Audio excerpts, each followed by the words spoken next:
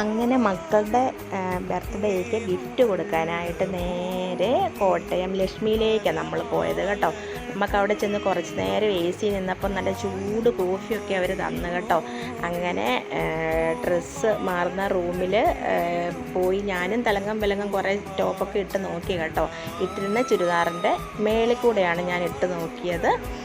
പിന്നെ ഞങ്ങൾ അവർക്കിഷ്ടമുള്ള ഡ്രസ്സൊക്കെ അവരും നോക്കി കേട്ടോ. ഞങ്ങൾ 3 പേരും കൂടെ അതിനകത്ത് കയറിയുന്നതുകൊണ്ട് ഇങ്ങനെ അവർക്കിഷ്ടമുള്ളതാണ് അവർ നോക്കിയത് കേട്ടോ. ഇട്ട് നോക്കുന്നതിന് നമുക്ക് കാശൊന്നും കൊടുക്കേണ്ട കാര്യമൊന്നും ഇല്ലല്ലോ.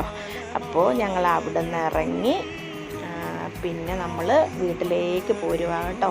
മോളെടുത്ത ഡ്രസ്സാണിത്. പിന്നെ ചെറുതും എടുത്ത് കേട്ടോ. അങ്ങനെ 2 പേരുടെയും ബർത്ത്ഡേ തലേ ദിവസവും പിറ്റേ ദിവസമാണ്. നേരെ നമ്മൾ താഴെ ഇറങ്ങി ഒരു ജ്യൂസൊക്കെ കുടിച്ച് നമ്മൾ വീട്ടിലേക്ക് പോകുന്നു. അങ്ങനെ മക്കളുടെ ബർത്ത്ഡേ